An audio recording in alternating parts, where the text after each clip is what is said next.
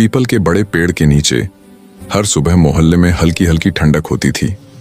बच्चों के स्कूल जाने का समय होता और वही समय था जब एक छोटा सा बंदर बच्चा पेड़ से उतरकर मोहल्ले की तरफ ताकता था।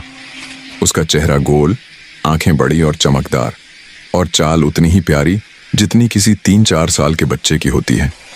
उसका नाम था मोंकू। मोंकू को इंसानों की दुनिया किसी जादू की किताब जैसी लगती थी।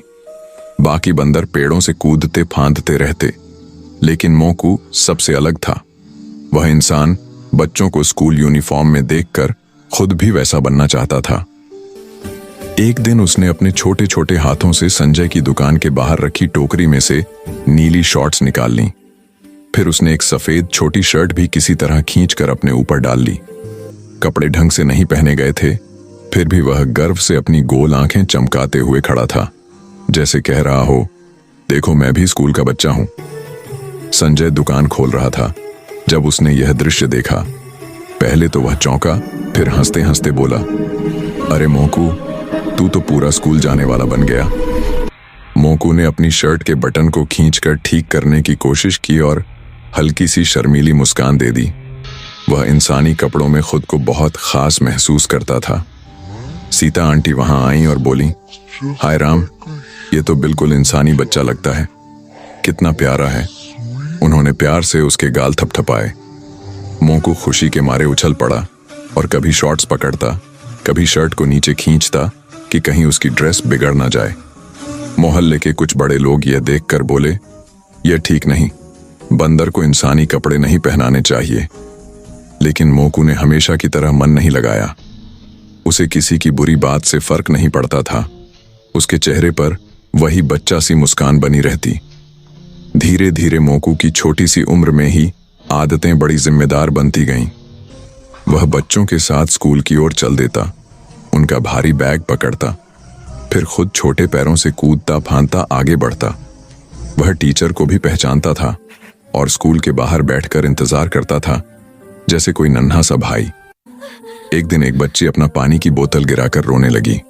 मोंकू ने तुरंत पेड़ से पत्ता तोड़कर उसके मुंह की ओर हवा की और फिर अपनी छोटी उंगलियों से उसकी बोतल उठाकर पकड़ाई। बच्ची मुस्कुराई, मोंकू भी मुस्कुराया, उसके बड़े बड़े कान हिलते हुए जैसे कह रहे हों, रो मत, मैं हूं ना। संजय ने उसके लिए एक साफ सुथरी सफेद शर्ट और नीली शॉर्ट सिलवा दी, बेल्ट भी लगवा दी। जब मोंकू ने पहली बार वह पूरी ड्रेस पहनी, वह इतना खुश हुआ कि पूरा मोहल्ला उसके पीछे भागा। बच्चे चिल्ला रहे थे, मोंकू आ गया, स्कूल वाला मोंकू। और वह गर्व से अपनी शर्ट के कॉलर को बार बार सीधा कर रहा था।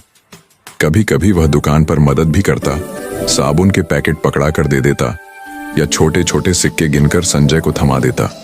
लोग हंसकर कहते, ये बंदर नहीं, संजय का छोटा सहायक है। मोंकू गर्व से छाती फुलाकर खड़ा हो जाता। एक सुबह तेज बारिश हुई, नाला भर गया। एक छोटा बच्चा फिसलकर पानी के पास गिर पड़ा। लोग चिल्लाए, लेकिन मोंकू सबसे पहले दौड़ा। उसकी छोटी छोटी उंगलियां बच्चे का हाथ पकड़ने लगीं। वह पूरा जोर लगाकर बच्चे को खींच लाया। भीगा हुआ कांपता हुआ बच्चा जब सुरक्षित आया तो सब लोग थम गए। सीता आंटी की आंखें भर आईं। उन्होंने मोंकू को गले लगाया और बोली, तू तो फरिश्ता है बेटा। मोंकू ने फिर भी बस मुस्कुराया। उसने किसी की तारीफ मन में नहीं रखी, किसी की बुराई भी नहीं। उसके लिए दुनिया बस सरल थी। अगर कोई रो रहा है तो उसे हंसाओ, अगर कोई चीज गिर गई है तो उठा दो, अगर कोई स्कूल जा रहा है तो उसके साथ चल दो। यही उसका जीवन था। एक दिन स्कूल में छोटा सा त्योहार था। सब बच्चे यूनिफॉर्म में तैयार होकर आए। मोंकू भी अपनी नीली शॉर्ट्स और सफेद शर्ट पहनकर पहुंच गया। बच्चे तालियां बजाने लगे। टीचर ने हंसकर कहा, मोंकू हमारा स्पेशल स्टूडेंट।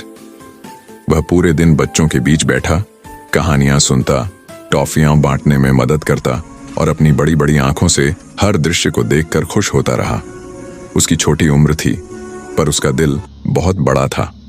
वह हर काम में, हर मदद में, हर छोटी खुशी में भाग लेता।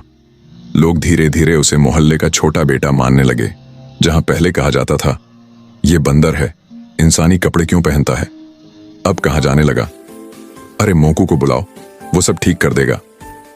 मोंकू छोटे कदमों से चलता, हंसता सबको जोड़ता और किसी का मन नहीं रखता। उसका चेहरा हमेशा उसी फोटो जैसा चमकदार, मासूम और खिलखिलाता रहता। और मोहल्ले में जब भी कोई उसे देखता, एक ही बात निकलती, इतना भला कौन होगा